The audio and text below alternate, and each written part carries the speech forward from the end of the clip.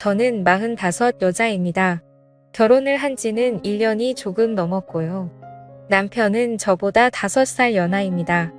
제 친구의 지인 소개로 해서 우연히 만나게 되었고 2년 정도 연애를 하다가 결혼을 하게 되었어요. 남편은 저보다 또 2~5살이나 연하다 보니까 아직 사회초년등 무렵이었고 그나마 조금 더 안정적이고 자리를 잡은 제가 남편과 연애를 할 때 항상 돈을 더 부담했던 것 같아요. 뭐 그래도 아깝거나 그러지는 않았어요. 그만큼 남편을 사랑했으니까요. 남편은 저보다 나이가 어렸지만 일찍 어려서 아버님이 돌아가셨어서 철이 빨리 들었다고 할 만큼 무척이나 성숙하고 마음씨가 넓은 남자였죠. 그렇기에 저보다 돈을 좀 못 벌고 있어도 그동안 만났던 남자들보다 훨씬 사랑하는 마음이 컸고 그래서 결국 결혼을 하게 됐답니다. 결혼을 할 때도 남편 쪽에서 시어머니는 저를 반대하실 일도 없었고 너무나 쉽게 허락을 받았지만 저희 집 부모님은 저희 남편을 상당히 못마땅해 하셨습니다. 부모님이 한 분이 안 계신다는 것도 좋게 보지 않으셨고 형편이 좋지 못하다는 것만 아이가 어리다는 것이다. 그리고 남편이 직장을 다니지만 그렇게 자랑할 만한 직장은 아니고 어떻게 보면 변변찮은 직장이었기에 저희 부모님은 정말 많은 반대를 하셨죠. 하지만 자식이기는 부모 없다고 하죠. 저희 부모님도 결국에는 제 뜻을 따라주셨고 결국 결혼을 하게 됐답니다. 결혼 비용은 당연히 제가 더 많이 부담을 했고요. 저희 집 형편도 그렇게 넉넉한 건 아니지만 남편보다는 확실히 조금 더 여유가 있는 상황이었고 저 또한 그동안 일을 하면서 허슨 곳에 돈을 쓰지 않고 차곡차곡 돈을 모았기에 제 또래 사람들보다는 모아둔 돈이 있었거든요. 그래서 대출을 좀 껴서 저희 쪽에서 거의 다 내고 집은 제 명의로 해서 결혼을 했답니다. 이건 남편과 저와의 기본적인 설명이고요. 이제 제 여동생 이야기를 꺼내야 될 것 같네요. 저는 형제가 여동생 하나 있어요. 여동생은 저랑 인기 차이가 나죠. 저랑은 완전히 정반대의 스타일이랍니다. 여자들끼리 흔히 여우라는 표현을 많이 쓰잖아요. 딱 저희 동생이 그런 스타일이에요. 질투심도 엄청 많고 어렸을 때부터 부모님 사랑을 되찾이하고 싶어서 저에게 피해를 주면서까지 몹쓸 행동도 참 많이 하는 아이죠. 그에 비해 저는 여우보다는 공이 같은 스타일이라 동생이 그런 행동을 해도 알면서도 그냥 당해줬던 것들이 정말 많고 그냥 그런 모습도 귀여워 보였답니다. 그리고 나이가 먹으며 바뀔 거라 생각했죠. 하지만 여동생은 나이가 먹을수록 더 철이 없어졌고 자기 멋대로 했어요. 어렸을 때부터 남자친구를 사귀기 시작해서 틱하면 거짓말치고 집에 들어오지 않는 게 일상다방사였고 그래서 부모님 속도 많이 썩이고 대학에 가서는 남자를 잘못 만나서 애들 가진 적까지 있습니다. 그때 저희 집은 정말 난리가 났었죠. 고작 20살애가 그것도 자기랑 동갑내기인 남자랑 사고로 애를 만들어 왔으니까요.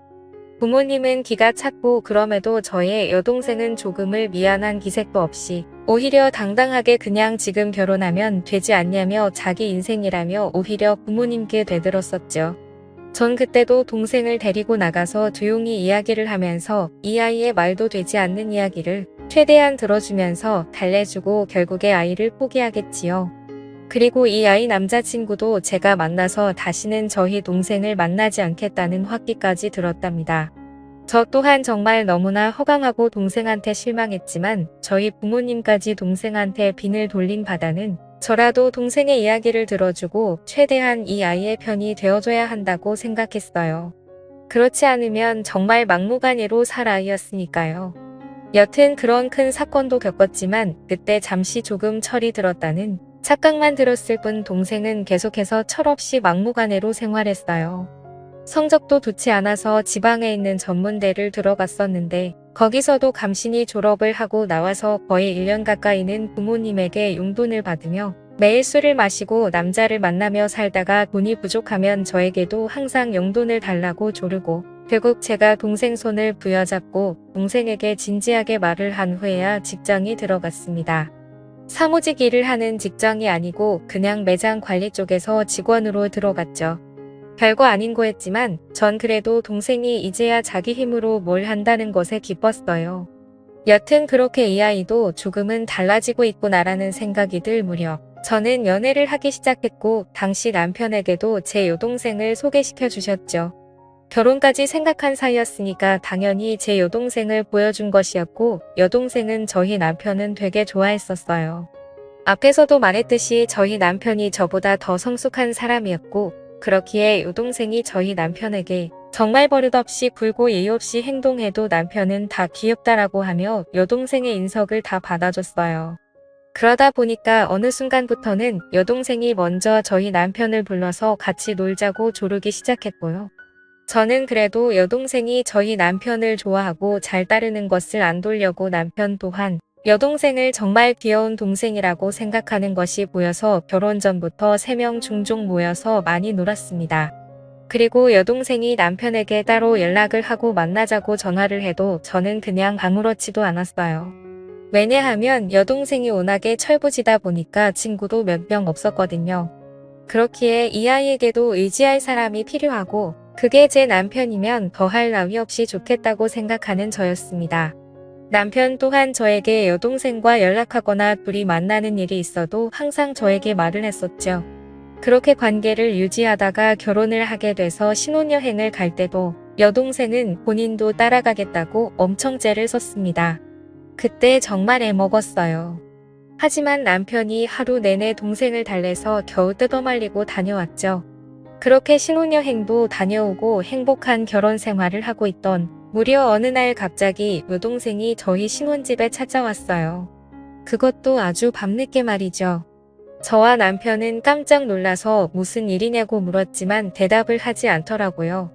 그래서 바로 저희 부모님께 전화를 걸었더니 여동생이 너무 잦은 예방을 해서 뭐라 한 마디 했더니 집을 나가버렸다고 하더라고요.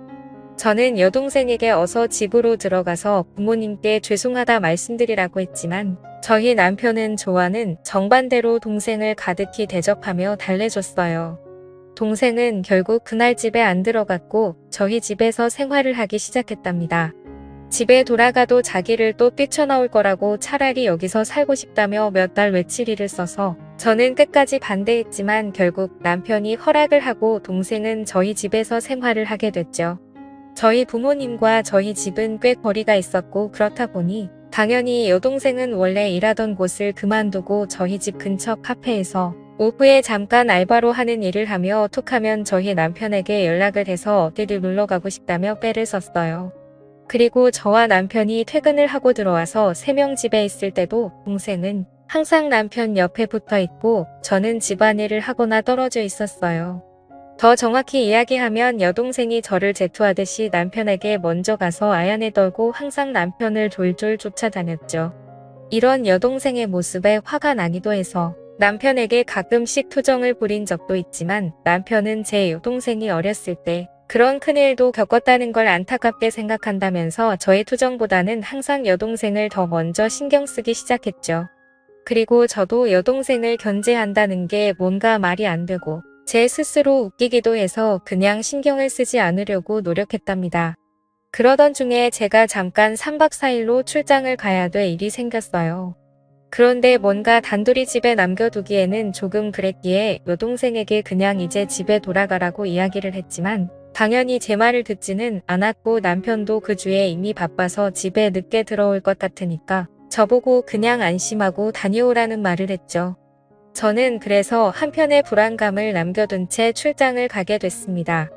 출장을 가면서도 계속 남편과 연락을 하면서 갔고 거기서 일을 보는 도중에도 틈틈이 연락을 했어요.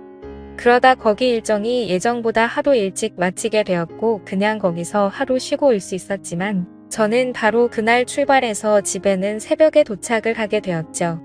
그렇게 집 비밀번호를 열고 들어가는데 우선 눈에 보이는 거실에는 안주거리라고 보이는 여러 음식과 함께 술이 있었고 저는 바로 동생 방에 가고 왔지만 동생 없기에 불안한 마음으로 문이 닫혀있는 저와 남편의 침실이 있는 방에 눈을 열었더니 남편과 동생이 한 침대에 누워 있더라고요.